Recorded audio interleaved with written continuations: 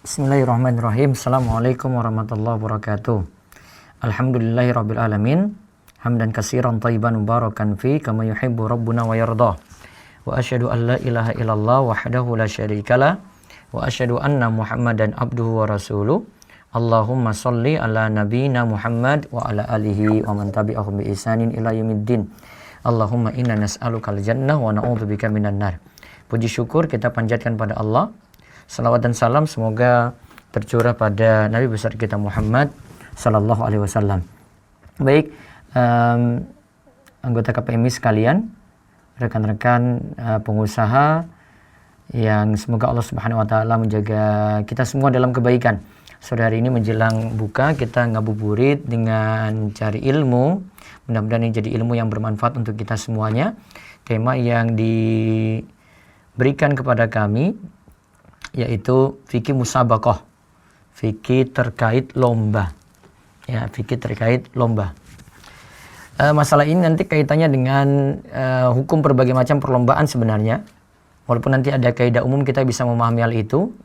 Juga ini terkait dengan goror dan judi atau istilahnya itu qimar. Qimar ini kaitannya dengan musabaqat atau perlombaan. Saya sebenarnya dalam tulisan di sini saya cuma ringkas dari buku Harta Haram Muamalat Kontemporer Ustadz Irwandi. Terus saya nanti tambahkan beberapa hal lagi nantinya. Yang jelas kalau kita lihat dari pembahasan para ulama, musabaqat itu atau perlombaan itu nanti terkait dengan masalah ya qimar, yaitu qimar itu yang tadi saya sebut judi atau maisir. Kalau maisir ini permainan, ada yang judi, ada yang permainan yang juga tergolong maisir. Nanti akan kita singgung nanti untuk hal itu. Kita awali dengan melihat, saya tidak bahas dari sisi berlomba untuk beramal soleh ya. Karena berlomba untuk beramal soleh kita tahu kita didorong untuk fastabiqul khairat, berlomba-lomba dalam kebaikan. Seperti disebut dalam surat Al-Baqarah ayat 148. Kemudian kita awali dengan kita melihat macam perlombaan. Ya, di sini saya sebut macam perlombaan. Perlombaan itu dapat dibagi menjadi 3 berdasarkan materi perlombaannya dan aturannya. Ya, berdasarkan materi perlombaan dan aturannya. Kalau kita lihat di sini yang pertama, ini saya bagi berdasarkan di buku Harta Haram Muamalat Kontemporer Ustadz Irwandi ya. Pertama, materi perlombaan yang masyru'. Artinya masih disyariatkan. Dan boleh pemenangnya mendapatkan hadiah. Ya, boleh pemenangnya mendapatkan hadiah. Entah nanti dia mau pakai taruhan atau tidak, nanti kita akan bahas. Yang kedua, perlombaan yang mubah. Sifat materi perlombaannya itu mubah, akan tetapi tidak boleh pemenangnya mendapatkan hadiah. Nanti ada penjelasan juga dari Ustadz Irwandi di sini. Yang ketiga, materi perlombaannya haram. Jadi lombanya sudah haram. Meskipun tidak pakai taruhan di situ, tidak pakai perjudian di situ, pokoknya sudah haram.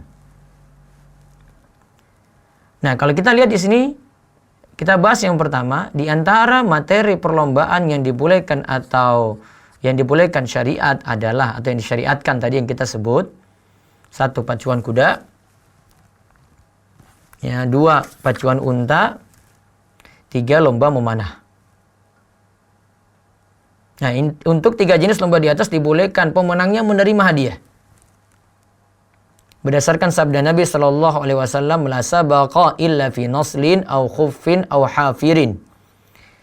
Tidak ada taruhan dalam lomba kecuali lomba memanah, pacuan unta, pacuan kuda. Ingat ya, lomba memanah, pacuan unta, pacuan kuda. Di dalam lomba ini, 3 lomba ini boleh pakai taruhan. Nanti taruhannya ada aturannya. Ya, apa taruhannya nanti? Ini ada 10 orang nih lomba pacuan kuda ini. Apa dari 10 orang ini langsung atau cuma boleh sebagian saja? Atau harus dari pihak luar? Nah, nanti ada penjelasannya. Kalau pacuan kuda, Ustaz Irwandi bawakan beberapa dalil lagi di sini. Ada diriwayatkan dari Ibnu Umar radhiyallahu anhu, ia berkata Rasulullah sallallahu alaihi wasallam melepas pacuan kuda yang terlatih dari Hafia berakhir di Sanawiyatul Wada, itu jaraknya sekitar 21 kilo. Sedangkan untuk kuda yang tidak terlatih, pacuan dilepas dari Sanawiyatul Wada berakhir di Masjid Bani Zuraik, itu jaraknya sekitar 3,7 km. Nanti yang punya buku Harta Haram Muamalat Kontemporer, lihat di halaman 320. Dicetakan ke-22. Halaman 320. Dalam riwayat Ahmad dan Baihaqi diriwayatkan bahwa Rasulullah Shallallahu Alaihi Wasallam membuat pacuan kuda dan memberi hadiah untuk pemenangnya. Nah, berarti kan dapat hadiah di situ ya. Hadiahnya boleh diterima. Ada lagi pacuan unta. Disebutkan dalam hadis Anas bin Malik radhiyallahu anhu, ia berkata, Rasulullah Shallallahu Alaihi Wasallam memiliki seekor unta yang diberi nama Utba. Unta beliau tak terkalahkan dalam setiap pacuan. Suatu ketika datang seorang badui menunggangi unta dan mengalahkan unta Nabi Shallallahu Alaihi Wasallam dalam pacuan. Hal ini membuat para sahabat merasa tidak nyaman. Kok tumben ini kalah? Lalu Nabi Shallallahu Alaihi Wasallam bersabda, sudah menjadi ketentuan dari Allah bahwa sesuatu yang berjaya akan dikalahkan suatu ketika.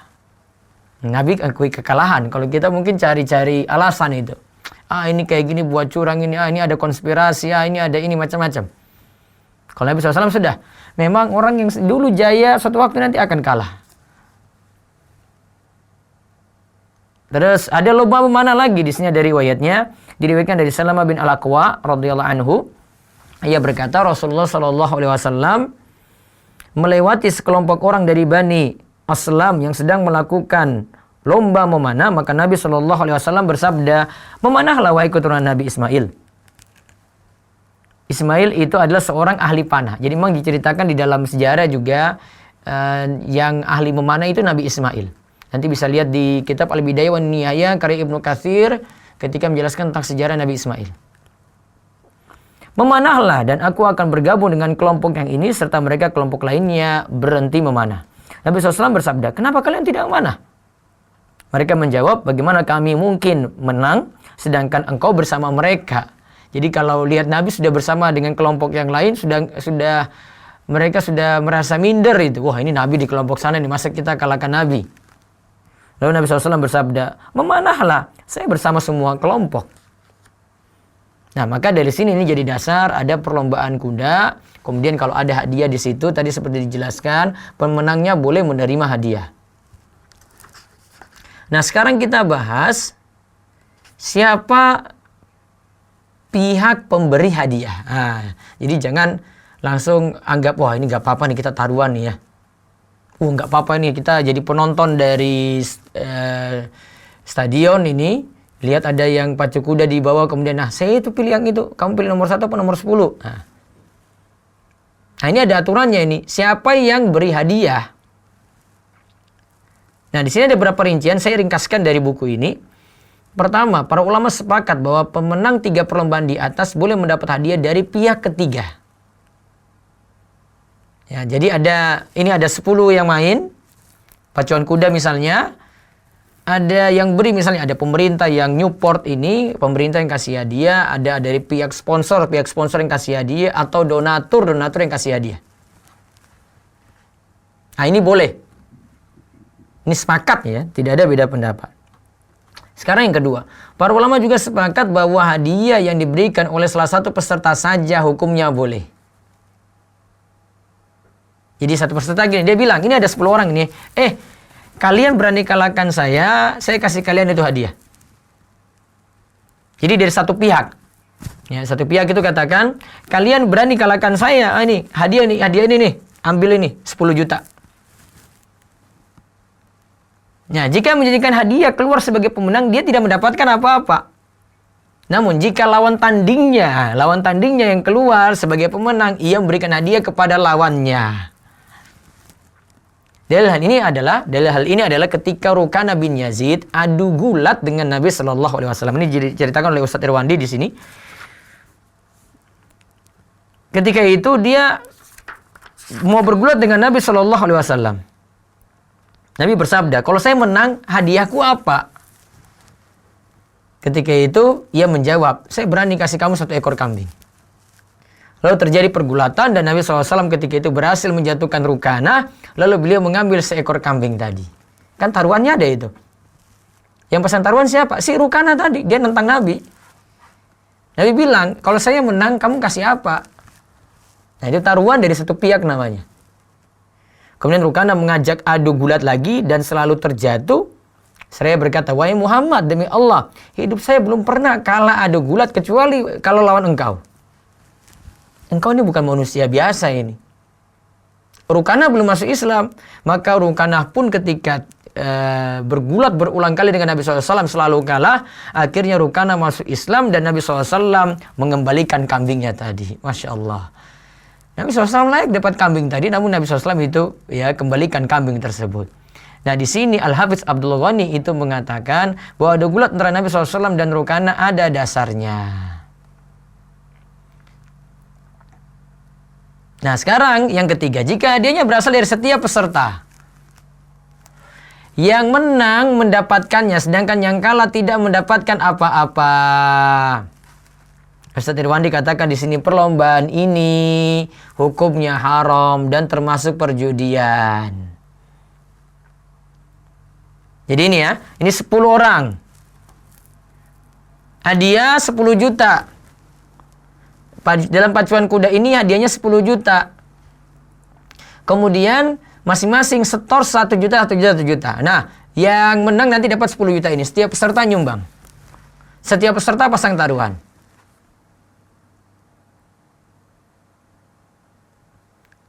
Maka di sini termasuk judi.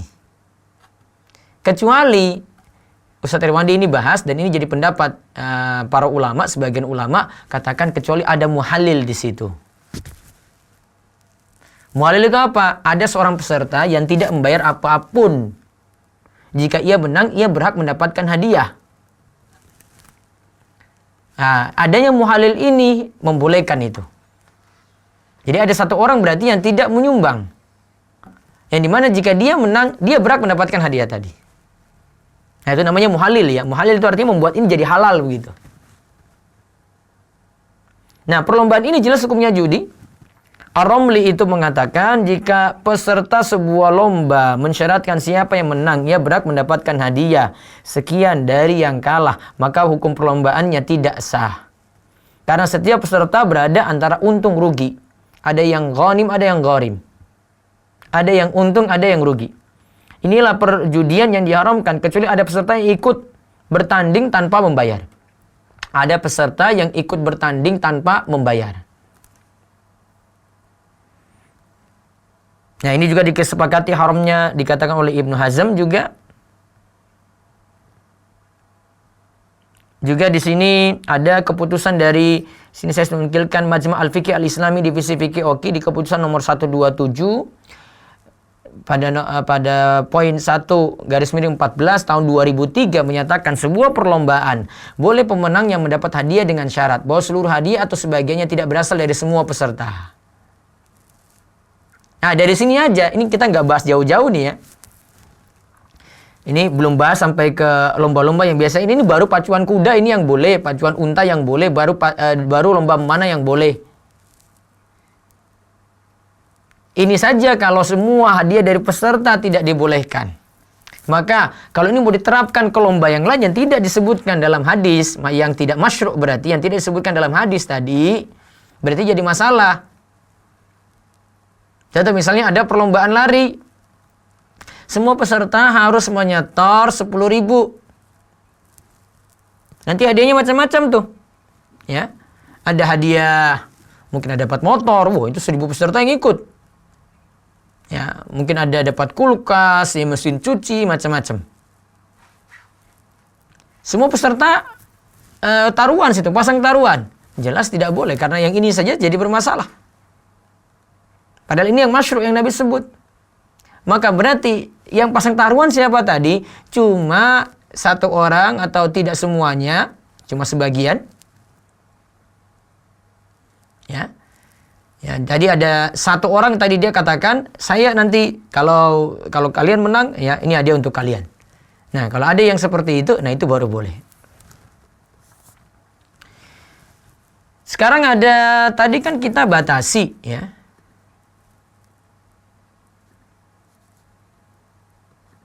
Ya, kita kan batasi tadi pada 3 lomba ya. Yaitu pacuan kuda, ingat ya, pacuan unta, terus ada lomba memanah. Nah, apakah ini bisa dimisalkan atau dikiaskan dengan lomba yang lain? Ya, perlombaan yang tadi masyru' itu dikiaskan, disamakan dengan lomba yang lain. Dalam mazhab Hanafi dan Syafi'i, ya, dalam mazhab Hanafi dan Syafi'i, ini mengatakan jenis perlombaan lain yang semakna, jenis perlombaan lain yang semakna dengan 3 perlombaan di atas boleh pemenangnya diberikan hadiah. Ya, boleh pemenangnya diberikan hadiah. Yaitu tadi dalam hal tadi kan unta, kuda, sama memanah itu kan untuk latih fisik supaya orang itu kuat berjihad ya. Maka jika ada lomba yang seperti itu, maka dihukumi sama. Ya, maka dihukumi sama pula. Nah, Majma' al-Fiqh al-Islami katakan seperti ini. Divisi Fikih Oki di keputusan yang tadi sama, nomor 127 1/14 tahun 2003. Sebuah perlombaan boleh pemenang yang mendapat hadiah dengan syarat tujuan, sarana, dan jenis perlombaannya disyariatkan. Ya, tujuan, sarana, dan jenis perlombaannya itu disyariatkan. Di sini ada perkataan dari Imam Nawawi, Ustaz Irwandi nukil di halaman 323, boleh memberikan hadiah dalam perlombaan memanah, begitu juga melempar tombak. Nah, itu melempar tombak sama itu. Melempar tombak, ada meriam, boleh memberikan hadiah dalam perlombaan pacu kuda, begitu juga pacu gajah dan keledai menurut pandangan yang azhar, yaitu terkuat dalam mazhab Syafi'i. Nah, jadi intinya boleh dikiaskan seperti itu. Nah, sekarang bagaimana jika lomba ini bentuknya perlombaan kegiatan keislaman? Di sini Ustaz Irwandi sebutkan misalnya ada lomba tilawah Al-Quran, ada lomba hafalan Al-Quran, ada lomba hafalan hadis, ada lomba wawasan keislaman, ada lomba penelitian di bidang keislaman. Hukumnya bagaimana? Dijawab di sini boleh. Dengan ketentuan yang telah disebutkan sebelumnya, yaitu hadiah tidak dipungut dari uang pendaftaran para peserta. Berarti peserta tidak pasang taruhan dengan bayar uang pendaftaran. Sini beliau terangkan karena Islam selain ditegakkan dengan jihad, yaitu jihad perang, mengangkat senjata melawan setiap kekuatan yang menghalangi kebenaran, juga ditegakkan dengan hujah dan dalil argumen yang kuat untuk mengalahkan setiap argumen kebatilan. Jadi kalau tadi kuda, unta, dan memanah tadi, pacuan kuda, unta, memanah tadi untuk jihad ini fisik ya.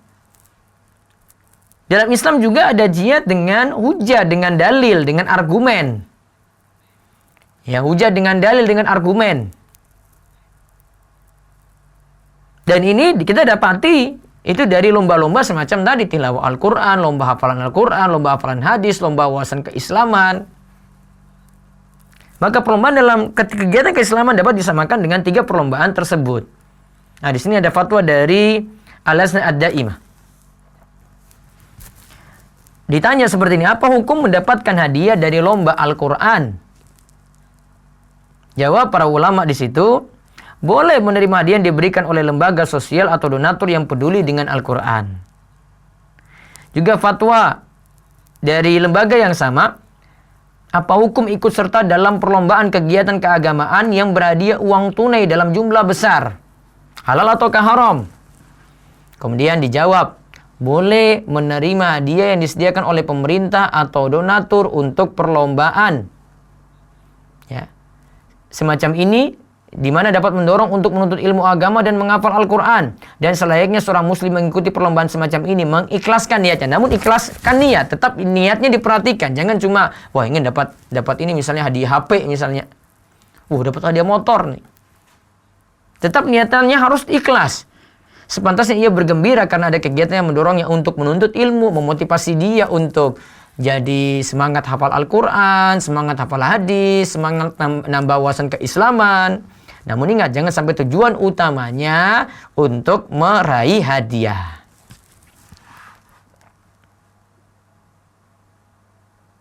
Nah, itu tentang perlombaan yang disyariatkan tadi ya. Ini kita sudah bahas materi yang pertama tadi. Materi perlombaannya masyru' dan boleh pemenangnya mendapatkan hadiah. Sekarang kita bahas yang kedua, materi perlombaan mubah. Akan tetapi tidak boleh pemenangnya mendapatkan hadiah. Ya, kita lihat di sini dulu. Untuk materi perlombaan yang tidak semakna dengan 3 perlombaan yang disebutkan dalam hadis, yang tidak mengansur unsur keterampilan dalam berjihad. Nah, itu ya. Berarti yang dimaksudkan tadi 3 lomba tadi, bacaan unta, kuda, dan memanah, itu untuk keterampilan dalam berjihad. Maka hukum perlombaannya boleh, namun dengan syarat. Ada 3 syarat yang disebutkan oleh Ustadz Irwandi di sini. Ya, ada 3 syarat yang disebutkan oleh Ustadz Irwandi di sini. Yang pertama, jenis permainannya berguna untuk kebugaran tubuh atau untuk menyegarkan pikiran. Hadis yang dibawakan oleh beliau, segala hal permainan adalah batil kecuali permainan memanah, melatih kuda, bercanda dengan anak dan istri, maka itu tidak termasuk dalam hal yang batil. Maksud batil di sini adalah suatu hal yang tidak berguna. Adapun hal yang berguna bukanlah sesuatu yang batil. Berarti kalau jenis permainannya sudah haram, berarti nggak boleh. Karena di sini cuma dibolehkan jika jenis permainannya itu ya untuk kebugaran tubuh, untuk menyegarkan pikiran saja. Terus yang kedua, tidak menjadi sebuah kebiasaan. Lomba ini tidak menjadi sebuah kebiasaan, hanya sekadar penyegaran dengan berganti aktivitas sehabis melakukan aktivitas serius. Ya, jadi kenapa di sini tidak menjadi sebuah kebiasaan? Karena nanti akan bergantung terus dengan permainan semacam itu. Terus yang ketiga, pemenangnya tidak boleh mendapatkan hadiah dari siapapun. Ya, pemenangnya tidak boleh mendapatkan hadiah dari siapapun. Nah, coba saya bacakan dulu ya keterangan dari Ustadz Irwandi di sini. Jika tetap disediakan hadiah oleh panitia penyelenggara, hukum hadiahnya termasuk maisir dan memakan harta dengan cara yang batil. Karena Nabi SAW tidak mengizinkan mengambil hadiah dari perlombaan selain lomba pacu kuda, unta, dan memanah atau semacamnya. Haramnya menerima hadiah ini tetap berlaku, sekalipun antara pemberi dan penerima hadiah saling ridho. Karena unsur saling ridho dalam muamalat hanya untuk muamalat yang tidak dilarang. Adapun muamalat yang dilarang seperti riba, ghor dan lainnya, maka unsur saling ridho tidak dapat menghalalkan sesuatu yang diharamkan oleh Allah dan Rasulnya. Kata Ustadz Irwandi, ini pendapat seluruh ulama madhab. Namun kalau kalimat beliau seperti ini, berarti belum sepakat juga. Ada ulama yang tidak menyetujui hal ini. Namun seluruh madhab, ya di sini sebutkan seluruh ulama mazhab Hanafi, Syafi'i, Hambali, dan mayoritas ulama mazhab Maliki. Berarti ada sebagian mazhab Maliki ya masih bolehkan jika ada hadiah dari pihak lain misalnya. Namun ingat ya tadi ya, kalau hadiahnya dari peserta lomba lari tadi yang saya sebut, hadiahnya dari peserta ada uang pendaftaran, jelas sudah masuk judi. Sekarang ini pembahasannya cuma dari pihak ketiga. Ya, hadiahnya kalau dari pihak ketiga itu boleh diterima atau tidak? Kalau menurut Ustadz Irwandi, mayoritas ulama tidak membolehkan. Di sini beliau sebutkan ada beberapa perkataan. Imam Syafi'i berkata pada saat menjelaskan makna hadis, tidak boleh memberikan hadiah dalam perlombaan kecuali lomba pacu unta, pacu kuda atau memanah. Lantas beliau katakan, Imam Syafi'i mengatakan ini dalam Al-Um, hadis ini menunjukkan bahwa haram hukumnya memberikan hadiah untuk perlombaan selain yang disebutkan. Nah, tetapi kata Ustaz Irwandi, dalam mazhab Maliki membolehkan pemenang permainan ini menerima hadiah dari pihak ketiga. Itu yang tadi saya sebut ya. Boleh menerima dari pihak ketiga.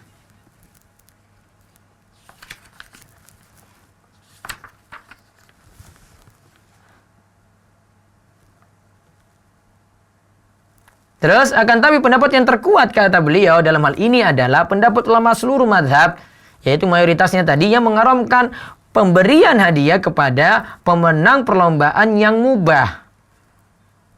Ibnul Qayyim katakan seperti ini. Perlombaan dalam hal yang mubah boleh. Ya, perlombaan dalam hal yang mubah atau boleh itu diharamkan pemenangnya menerima hadiah.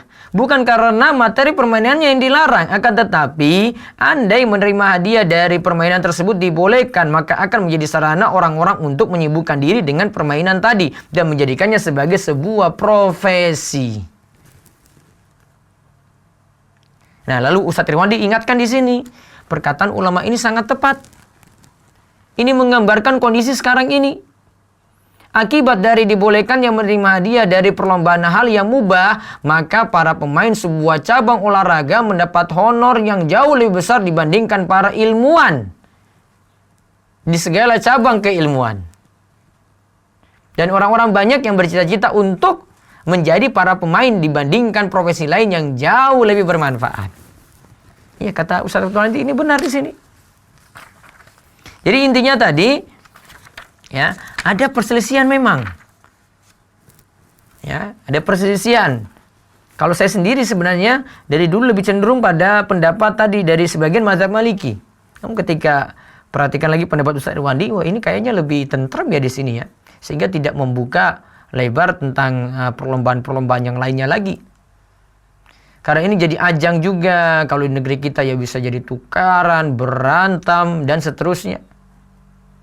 Nah, di antara bentuk perlombaan mubah yang dilakukan Nabi SAW atau para sahabat adalah, jadi mereka berlomba saja ya, namun tidak pasang taruhan. Begitu juga tidak dapat hadiah di sini, cuma menang-menangan saja.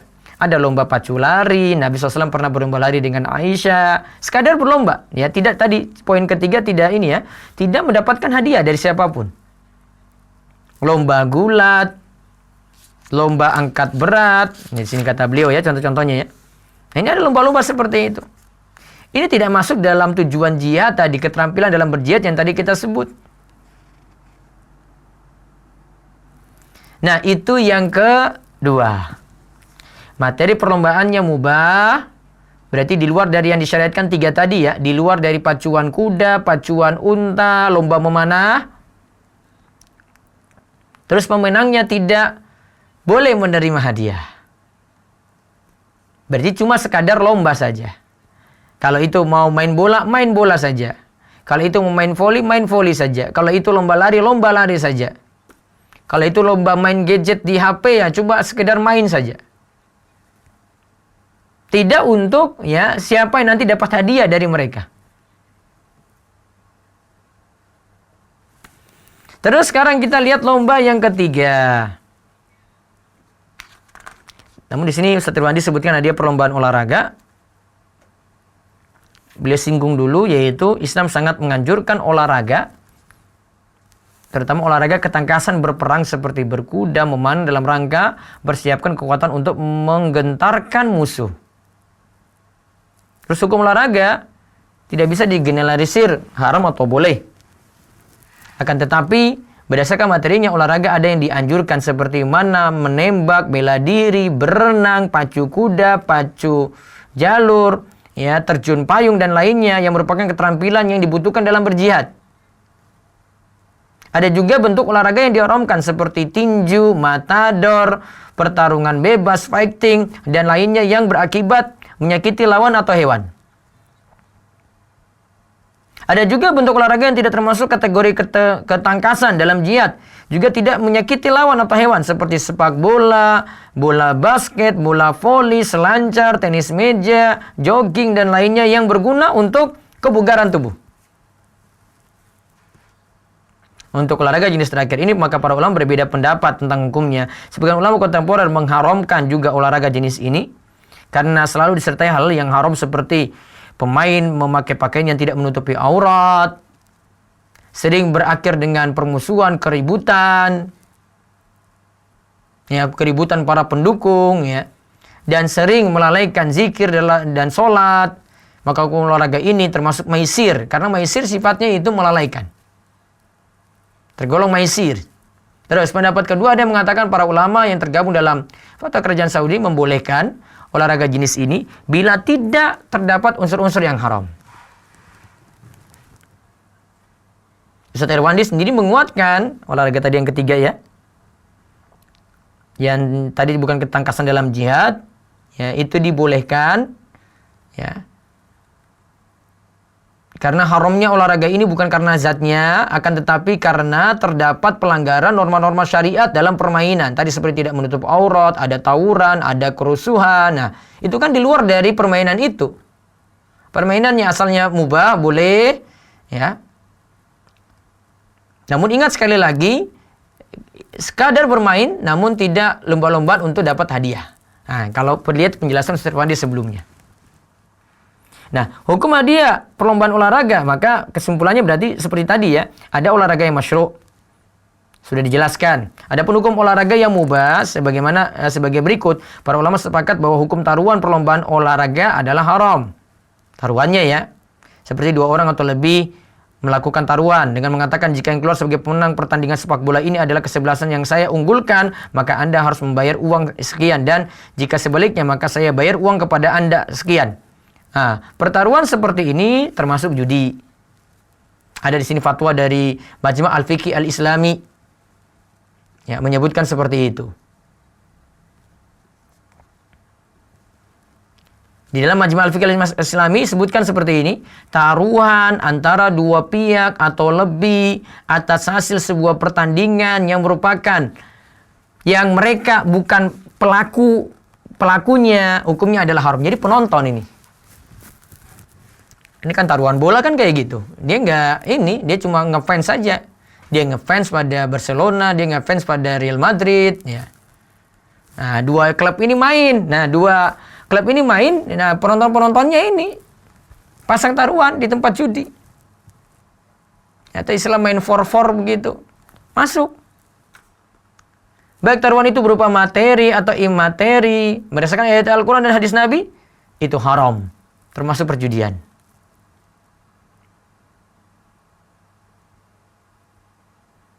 Juga, jika seluruh peserta itu berlomba, mereka pasang taruhan, di situ juga haram. Terus jika hadiah berasal dari pihak ketiga, apa hukum menerima hadiahnya, halal ataukah haram? Nah, ada perbedaan pendapat para ulama tentang hal ini. Pendapat pertama, ini kan dari pembahasan tadi ini, sehingga kita tahu ada perbedaannya. Sebagian ulama membolehkan memberi dan menerima hadiah bagi pemenang sebuah lomba olahraga mubah, baik hadiah dalam bentuk piala ataupun uang tunai. Sebagian lagi menyatakan haram hukumnya memberi dan menerima hadiah bagi yang keluar sebagai pemenang dalam olahraga mubah.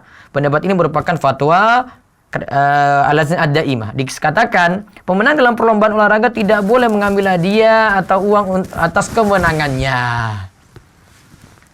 Oh, berarti kalau menang Liga Champions dia nggak berhak itu mendapatkan hadiah-hadiah di situ. Hadiah sekian juta, hadiah mobil, hadiah macam-macam. Juga di sini disebutkan dalam fatwa Lajnah lagi, pertandingan sepak bola yang pemenangnya mendapatkan hadiah atau uang tunai hukumnya haram dan termasuk maisir. Karena tidak boleh mengambil hadiah dalam sebuah perlombaan kecuali yang diizinkan syariat, yaitu cuma lomba pacu kuda, pacu unta, dan memanah. Syekh Ibnu Utsaimin juga mengatakan permainan sepak bola hukumnya boleh dengan syarat pemenangnya tidak diberi hadiah, dan jika pemenangnya mendapatkan hadiah maka permainan sepak bola tadi tidak dibolehkan. Sebagaimana tadi Ustaz Irwandi kuatkan pendapat kedua ini, maka di sini juga Ustaz Irwandi tentu menguatkan pendapat ini.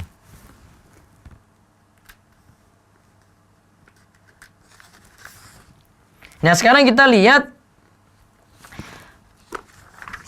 Ini ada satu lagi sebelum saya masuk ke materi perlombaan yang haram tadi. Ya, di sini disebutkan lagi hadiah perlombaan di pusat perbelanjaan dan media massa visual dan non visual. Beberapa pusat perbelanjaan, kata Ustaz Irwandi di sini di halaman 331 ya, dan perusahaan untuk mempromosikan tempat atau barang sering membuat lomba dengan membagikan lembaran yang berisikan pertanyaan-pertanyaan seputar tempat perbelanjaan atau barang yang dipromosikan. Dengan tujuan lebih mengenalkan produk mereka kepada para konsumen, dan dengan demikian diharapkan orang-orang yang telah mengenal produk tersebut tertarik untuk menggunakannya. Nah, setelah lembaran pertanyaan dilengkapi, maka dimasukkan ke dalam kotak yang tersedia yang nantinya akan diberitahukan pemenangnya pada tanggal tertentu. Setelah jawaban terkumpul, maka dipisah antara jawaban yang benar dan yang salah, dan seluruh jawaban yang benar dipilih beberapa pemenang dengan cara dicabut secara acak di hadapan seluruh hadirin. Untuk dapat mengikuti perlombaan ini terkadang disyaratkan untuk membeli produk tertentu dan terkadang juga tidak, dan dapat diikuti oleh siapapun. Nah, para ulama kontemporer sepakat bahwa hukum mengikuti lomba ini haram. Jika penyelenggara mensyaratkan harus membeli produk tertentu karena termasuk judi, qimar. Namun para ulama berbeda pendapat jika untuk mengikuti lomba tadi tidak disyaratkan beli produk. Atau kalaupun harus membeli, harganya normal seperti biasa. Maka pendapatnya di sini ada beberapa macam ya. Pendapat pertama, hukum mengikuti lomba ini boleh dan hadiah yang diperoleh itu halal. Karena pada dasarnya setiap muamalah hukumnya boleh kecuali bila terdapat larangan.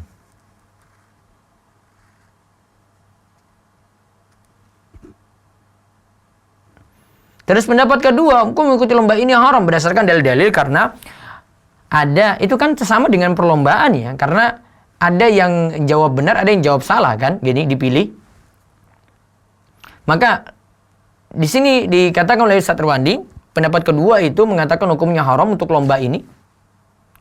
Larangan Nabi SAW untuk memberikan hadiah dalam perlombaan yang tidak ada hubungannya dengan penegakan syiar Islam. Ya. Itu dilarang tadi. Terus membiasakan orang untuk hidup boros. Membeli barang yang tidak dibutuhkan dengan tujuan yang dapat mengikuti lomba. Ini juga jadi fatwa kerajaan Saudi Arabia. Tujuan lomba tersebut, kata fatwa ini, untuk meningkatkan penjualan koran dan promosi, bukan bertujuan untuk menyebarkan ilmu keislaman. Maka tidak boleh mengikuti lombanya karena hal ini termasuk spekulasi dan memakan harta dengan cara yang batil. Nah, jadi kesimpulannya seperti itu. Ini istilahnya ya ada ya kayak kuesioner gitulah. Tapi kuesionernya ini berhadiah. Entah di situ beli produk ataupun tidak. Kalau beli produk, disyaratkan beli produk, berarti haram. Ya, karena yang dipilih benar salah ya, benar salah. Namun kalau tidak disyaratkan beli produk, ya tidak disyaratkan beli produk, ya di sini ada perbedaan pendapat. Ustaz Irwandi lebih kuatkan itu ya diharamkan.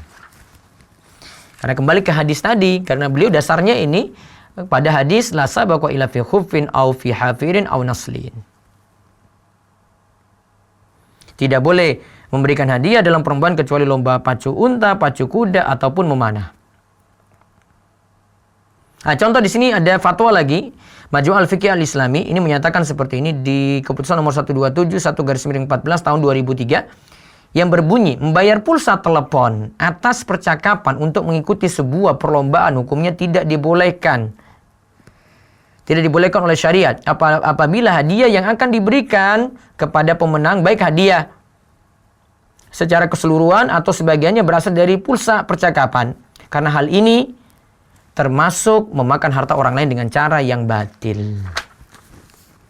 Nah itu jadi catatan penting ya. Ini masuk tadi dalam pembahasan materi lombanya itu boleh, namun peserta tidak boleh menerima hadiah. Terus yang terakhir, materi perlombaan itu haram. Nah, sekalipun jadi materi perlombaan itu haram sekalipun tanpa disertai hadiah atau taruhan. Pakai hadiah atau taruhan, pokoknya perlombaan ini haram. Contoh perlombaannya apa? Matador, gulat bebas, olahraga tinju, adu hewan. Ya. Kalau sini adu hewan ini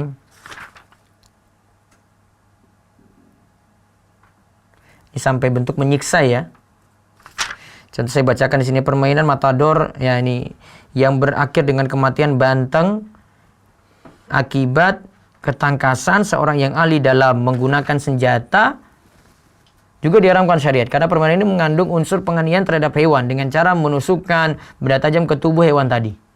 Dan juga terkadang berakhir dengan kematian pemainnya sendiri. Itu permainan matador tadi ya.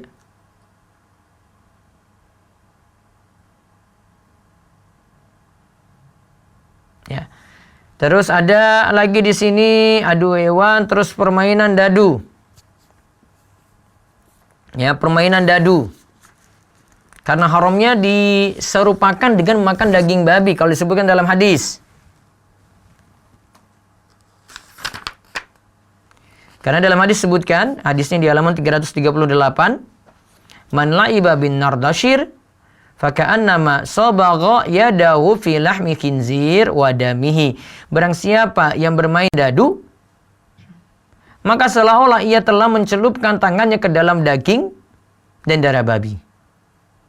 Siapa yang bermain dadu, maka seolah-olah ia telah mencelupkan tangannya ke dalam daging dan darah babi. Imam Nawawi katakan hadis ini merupakan dalil Imam Syafi'i dan para pengikutnya, mayoritas para ulama, ya, bahwa bermain dadu hukumnya haram. Dan maksud hadis ini adalah Nabi SAW menyerupakan haramnya main dadu dengan haramnya makan daging babi. Juga dalam hadis disebutkan, man la'iba bin nardi faqad asallah wa rasulah. Siapa yang bermain dadu, sungguh ia telah durhaka terhadap Allah dan Rasulnya. Maka kalau ini haram, maka termasuk permainan juga haramnya ini berlaku pada monopoli, ular tangga, ludo, dan semacamnya. Ya, permainan-permainan itu tidak boleh. Juga permainan yang bermasalah di sini, Ustaz Irwan disebutkan kartu remi dan domino. Beliau katakan ini haram, pendapat yang haram ini sangatlah kuat, karena hukum asal permainan dilarang kecuali yang mendatangkan manfaat untuk olahraga atau olah pikir. Lalu beliau bawakan hadis, kullu syai'in yalhu bihi rajul batil illa ramyatar rajul bi qaswihi wa ta'dibahu farasahu wa mula'abatahu imra'atahu fa innahunna minal haqq. Segala hal itu, hal permainan adalah batil kecuali permainan memanah, melatih kuda, bercanda dengan anak dan istri, maka hal itu tidak termasuk hal yang batil. Juga di sini Ustaz Irwandi sebut catur. Ya, sebut catur. Namun di sini beliau sebutkan ada perbedaan pendapat. Ulama mazhab Maliki dan Hambali itu haramkan. Karena berdasarkan hadis Ali, ya, ma hadhi tamathilul lati antum laha akifun. Ketika Ali itu lihat ada yang main catur, patung-patung apakah ini yang kalian tekun berdiam di hadapannya? Kok diam di situ? Pendapat yang lainnya, pendapat mazhab Hanafi dan Syafi'i. Nah, ini berarti di negeri kita ini Syafi'i ya, tidak mengharamkan permainan catur. Para ulama ini berdalil bahwa tidak ada dalil yang melarang permainan catur. Permainan catur itu boleh karena berguna untuk mengasah otak dalam strategi perang yang diajarkan dalam permainan catur. Maka dari sisi ini, permainan catur bisa dikiaskan dengan permainan yang melatih keterampilan dalam berjihad. Ya. Kalau alasannya kayak gini, wallahu alam. Sisi ini kuat sekali. Namun kalau lihat dari hadis tadi, ya Ustaz Irwandi sanggah, hadis itu cuma untuk orang yang habis waktunya main catur. Ya, habis waktunya untuk main catur. Dan Ustaz Irwandi lebih cenderung pada pendapat permainan catur itu dibolehkan jika larangan-larangan yang dijelaskan di atas dihindari. Nah, sekarang ada beberapa bahasan lagi, yaitu hadiah undian, lotre tiket, ya. Ini beliau bahas di halaman 342. Kan ada bentuk kupon undian, yaitu suatu perusahaan atau lembaga resmi pemerintah sebuah negara menerbitkan secari kertas kupon yang berisi nomor urut, kemudian dijual dengan harga murah. Ingat, ini dijual ya. Dalam jangka waktu tertentu diundi. dan diumumkan nomor kupon yang berhak mendapatkan hadiah uang tunai dalam jumlah yang jauh lebih besar daripada harga kupon tadi. Mungkin harga kupon cuma 5.000, namun dia akan mendapatkan hadiah 5 juta misalnya. Nah, ini pernah kita temukan dulu itu pada sumbangan dana sosial berhadiah SDSB. Kalau sekarang ini pada nomor togel. Ya. Kalau bentuknya seperti ini, hukum jual beli kupon ini jelas qimar, judi. Karena pada saat membeli kupon, ia tidak tahu apakah akan keluar sebagai pemenang atau tidak. Jika menang, maka ia memperoleh uang tunai yang jauh lebih besar daripada uang harga kupon. Jika kalah, maka ia akan kehilangan uang yang dibayar untuk membeli kupon tadi. Inilah hakikat perjudian.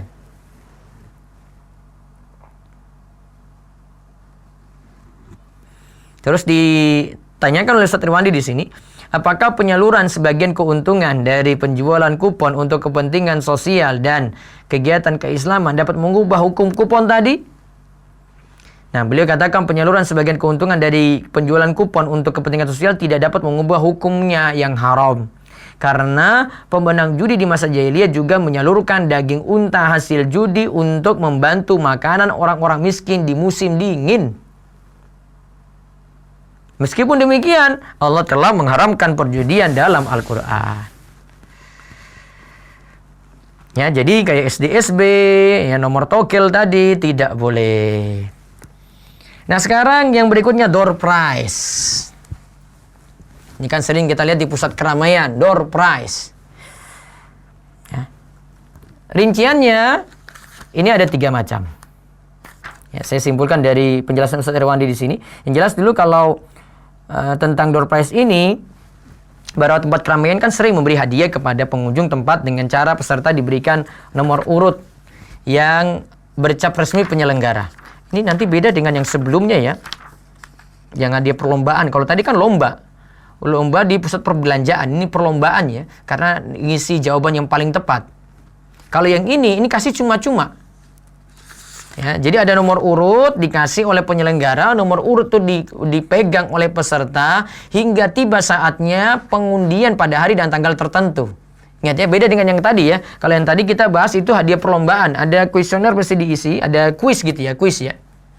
Bukan kuesioner, ada pertanyaan mesti diisi yang tepat kan disendirikan, kemudian nanti diacak lagi di situ. Kalau ini nggak ada maksud kayak gitu. Pokoknya dikasih nomor urut, dipegang oleh peserta hingga tiba saatnya pengundian. Jika nomor yang dipegangnya itu keluar sebagai pemenang, maka ia harus menunjukkan lembaran yang berada di tangannya sebagai bukti untuk menerima hadiah. Ini kayak door prize. Pemberian hadiah ini bertujuan untuk meningkatkan jumlah pengunjung dan seterusnya. Nah, di sini masalahnya ada beberapa di sini. Pertama, jika kupon diberikan cuma-cuma, tidak disuruh beli produk ini, produk itu ya. Ini termasuk hibah. Tidak mengandung unsur riba, gharar, qimar, dan tidak ada larangan syariat. Ini termasuk hibah ya. Namun yang kedua, jika disyaratkan membeli kupon, ya kuponnya harus dibeli, maka ini masuk judi dan gharar. Yang ketiga, jika harus membeli produk barang tertentu. Ya, harus beli produk barang tertentu. Ini para ulama beda pendapat. Pendapat pertama katakan itu termasuk judi, qimar. Karena saat dia itu membeli produk, ia tidak mengetahui apakah ia akan dia menang dalam undian atau tidak. Jika menang, maka ia akan beruntung dan sebaliknya. Ya, pendapat ini didukung oleh fatwa kerajaan Saudi Arabia. Tanggapan kata Ustaz Irwandi, pembeli tidak berada dalam area spekulasi untung dan rugi di sini. Tapi ia beruntung jika memenangkan undian karena telah mendapatkan barang dengan harga normal dan mendapatkan hadiah yang berharga. Dan ia tidak rugi jika tidak mendapatkan hadiah karena dia telah mendapatkan barang yang dibutuhkannya dengan harga normal.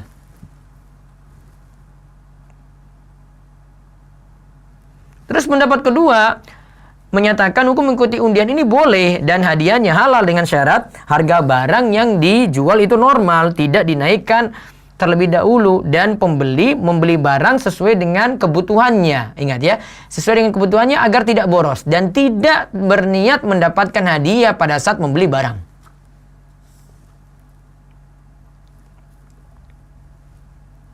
Nah, dari pendapat ini bahwa undian ini sama dengan pemberian hadiah melalui undian. Dari pendapat ini bahwa undian ini sama dengan pemberian hadiah melalui undian. Jadi ini sebenarnya kebaikan dari yang punya toko misalnya. Dan unsur ketidakjelasan barang hadiah dalam akad hibah ini dibolehkan dan tidak ada unsur yang haram dalam muamalat ini. Dengan demikian hukumnya boleh karena hukum asal muamalat adalah boleh. Pendapat ini didukung oleh Syekh Ibnu Utsaimin, terus Dewan Syariah Baitul Mal wa Tamwil Kuwait, dan Dewan Syariah Bank Islam Dubai. Wallahualam, ini perselisihannya kuat sekali ini ya. Ini seperti kupon-kupon belanja ini berarti. Kita dapat kupon cuma-cuma saja, ya, tidak disuruh beli ya. Bukan timbal balik juga karena kita beli produk itu, bukan. Namun kita dapat cuma-cuma. Tapi di sini kita disyaratkan untuk harus membeli produk barang tertentu. Ya. Ya, kalau saya sih menilai pendapat pertama lebih hati-hati. Ya, tidak diikuti lebih baik saat itu. Wallahu a'lam. Namun di sini ada tambahan lagi kaidah undian di sini ya. Syekh Sa'di itu menyampaikan kaidah tusta'malul qur'atu indal mubhami minal huquqi aulada tazahumi. Undian itu boleh dilakukan dalam sesuatu yang mubham, tidak jelas tentang siapa yang berhak atau ketika terjadi benturan. Qur'a adalah sesuatu yang digunakan untuk membedakan bagian atau hak dari yang semisal. Qur'a ini adalah di antara cara untuk menyelesaikan perselisihan. Jadi mengundi di sini asalnya itu boleh. Untuk sesuatu yang mubham, bukan untuk transaksi yang ada untung rugi ya, bukan. Ini contoh kisah Nabi Yunus alaihissalam ketika dilempar ke laut, fasahama fakana minal mudhadin. Kemudian ia ikut berundi, lalu ia termasuk orang-orang yang kalah dalam undian. Juga Nabi SAW itu katakan, seandainya orang-orang itu mengetahui pahala azan dan shaf pertama, kemudian mereka tidak mendapatkannya melainkan dengan cara mengadakan undian, lastahamu, pasti mereka melakukannya. Nah, kapan menggunakan lotre ini dibolehkan? Lotre ini bisa dihukumi mubah, bisa dihukumi haram. Pertama, untuk membedakan yang berhak mendapatkan sesuatu. Pada awalnya ini mubham, tidak jelas. Misalnya ada dua istri, awalnya mubham untuk diberi jatah. Mana yang dapat pembagian? Ya, pembagian malam terlebih dahulu, maka diundi pada awalnya. Ini tidak ada masalah di sini. Ya. Nanti yang selanjutnya giliran yang belum dapat berarti. Terus yang kedua, karena bersaing pada suatu tempat tertentu. Contoh, ada dua orang bersama-sama datang berbarengan pada tempat jual beli, tempat kajian, tempat parkir, maka bisa diundi. Terus yang ketiga, karena bersaing dalam hal wilayah. Contoh, bersaing dalam hal wali nikah karena sama-sama berhak, atau bersaing dalam hal azan dan imam. Juga untuk membedakan muayyan ketika tidak jelas satu dan yang lainnya. Misal ada suami mentalak salah satu istrinya dua misalnya. Namun tidak jelas siapakah yang ditalak, apakah istri muda ataukah istri tua. Maka bisa jalankan undian. Yang kelima, ada juga antara orang-orang yang berserikat untuk menentukan hasil.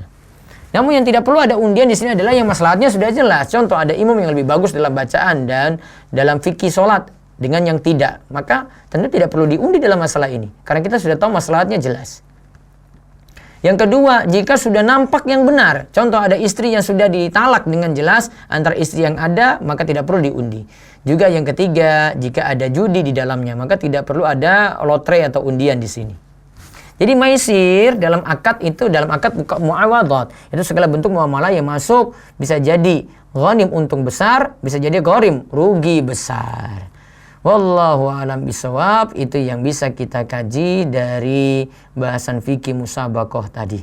Mudah-mudahan jadi ilmu yang bermanfaat.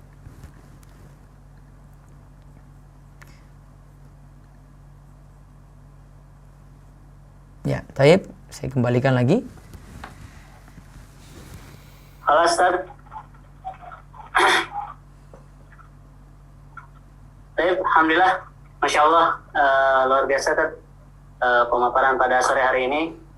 Sangat berkesan, sangat membuka wawasan lagi kita yang suka nonton bola nih, terutama nih.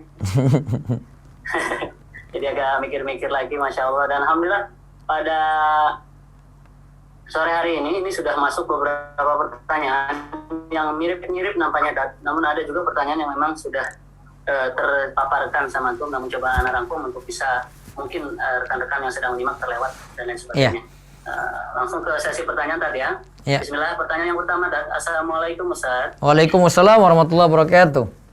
Bagaimana hukum mengikuti lomba bisnis plan berhadiah? Tidak ada pungutan biaya pendaftaran. Nah, ini Ustaz. Bisnis plan berhadiah tanpa ada pendaftaran. Tanpa ada pendaftaran.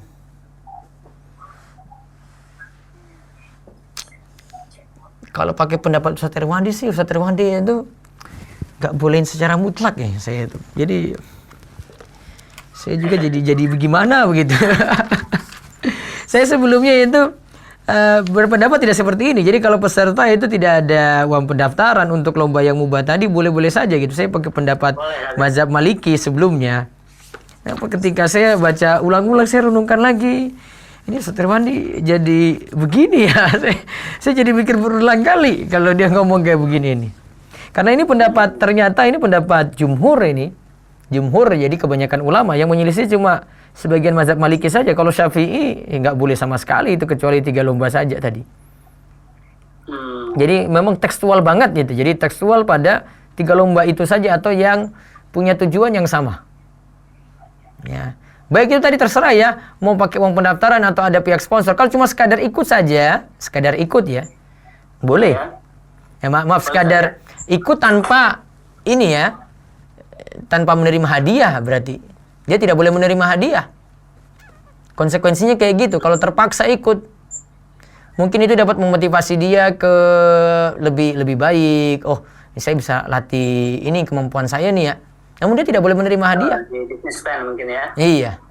Konsekuensinya kayak gitu, tanpa menerima hadiah. Masya Allah. Wallahu a'lam. Boleh tadi ya. Ya, kalau poinnya lombanya boleh, ya, namun hadiah tidak boleh diterima. Kalau dia dapat hadiah misalnya sekian juta, berarti ya dia salurkan hadiah tadi. Kalau memakai pendapat Ustaz Irwandi dan ini jadi pendapat mazhab jumhur ya. Seperti itu. Walaupun itu tanpa dipungut biaya tadi ya. Walaupun tanpa dipungut biaya tadi Ustaz Irwandi itu, pemenangnya tidak boleh mendapatkan hadiah dari. Tadi ya? Iya. Karena hadis katakan tidak boleh ada taruhan. Ya, artinya di sini menerima hadiah ini cuma sebatas 3 lomba tadi, gitu. Taruhan ini terserah ya, baik ada dari pihak yang ikut lomba, sebagian, semuanya, atau dari pihak ketiga. Konsekuensi jumhur kayak gitu berpendapatnya. Wallahu a'lam. Masya Allah. Baik. Soalnya ini makin seru nih. Iya. Karena pertanyaan selanjutnya nih ada juga yang nyangkut-nyangkut ke apa yang Antum jawab. Terus tadi juga kan di pembahasan Antum mengkiaskan itu lomba musabaqah Quran dan lain sebagainya, itu kan bisa dikiaskan dengan perlombaan yang tadi dibolehkan ya. Karena musabaqah Quran kan jihad ada 2 macam ya, jihad fisik sama jihad dengan dalil, dengan ilmu. Kalau musabaqah Quran kan masuk itu, maka tujuannya sama jihad. Sehingga tilawah Al-Quran, musabaqah Quran, musabaqah hadis, ya lomba wawasan keislaman tidak masalah. Lomba TPA itu malah nggak masalah. Ya lomba TPA nggak masalah. Namun dengan catatan peserta tidak boleh pakai uang pendaftaran. Nah itu aja.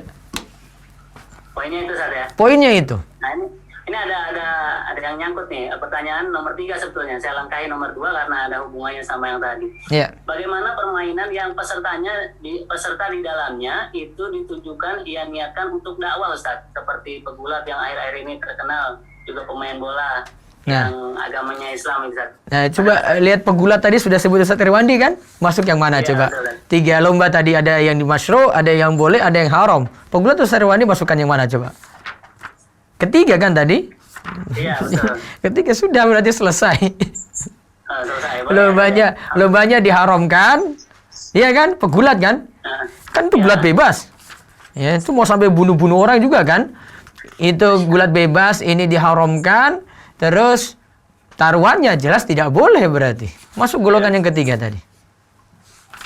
Ini beliau yang bertanya kan menyangkutkan juga ke permainan sepak bola nih, Ustaz. Nah, sepak bola kenapa? Mungkin gambaran saya kan suka sepak bola, Ustaz. Nambahin aja kalau ternyata banyak juga orang-orang non-muslim yang gara-gara melihat ngefans pada mereka tuh terus mereka masuk Islam, Ustaz. Nah, itu cuma 1-2 saja, nggak usah nambah-nambah inilah. Oh gitu, Ustaz ya. Dia lihat Muhammad Salah langsung masuk Islam, cuma 1-2 saja itu. Itu fans fanatiknya Liverpool aja. Baik, iya kan? Pertanyaan yang kedua nih, Ustaz. Iya. Jika seorang atlet lari ataupun sebuah klub sepak bola meraih juara 1 dalam satu pertandingan, lalu ia mendapatkan hadiah dari pemerintah daerah yang ia wakili, atau dari pihak lain yang bukan peserta ataupun bukan panitia penyelenggara, sama sebetulnya ya. Itu tadi, hukumnya, Ustaz? itu masuk golongan yang kedua. Lombanya boleh, namun hadiah tidak boleh diterima. Walaupun itu di luar dari panitia, Ustaz ya. Iya. Walaupun itu dari sponsor, ya peserta nggak ada peran serta apa-apa, cuma main bola aja kan. Iya, betul. Nah, tadi kan Sarwani masukkan itu ke kedua tadi. Tadi Ibnu Utsaimin katakan boleh main bola, namun tidak boleh menerima hadiah. Nah, itu. Saya lanjut ke pertanyaan keempat, Ustaz. Ya. Ada perlombaan badminton. Semua peserta patungan untuk operasional lomba seperti beli stalkop ataupun sewa tempat dan lain sebagainya. Ya, Jika terus uang patungan itu lebih, mereka akan bagikan kembali ke para peserta. Lalu mereka berlomba yang hadiahnya murni dari sponsor saja. Nah, Bolehkah itu? lombanya sudah boleh, namun yang dari sponsor yang masalah di situ. Nah, itu ya. Hadiahnya itu. Ya? Hadiahnya itu. Masya Allah, Masya Allah. Ya, mirip-mirip nih pertanyaannya, Masya Allah. Iya. Kalau Ustaz Irwandi to the point langsung gitu. Iya. Pertanyaan-pertanyaan masih banyak yang mungkin nanti akan dibantu oleh panitia, namun waktu juga yang memisahkan kita, Masya Allah. Silakan closing statement dari Antum, Ustaz. Nah, cukup ini ya. Baik. Silakan. Ya, baik itu saja. Ini apa ini ya? Saya kemarin kira cuma 1 kali saya itu ngisi. Jadi kemarin kan saya dihubungi lagi. Ternyata suruh ngisi lagi. Berarti ini jadwal rutin ya? Iya, Ustaz. Insya Allah ini kita rutin, Ustaz. Enggak, maksudnya minggu depan ada lagi?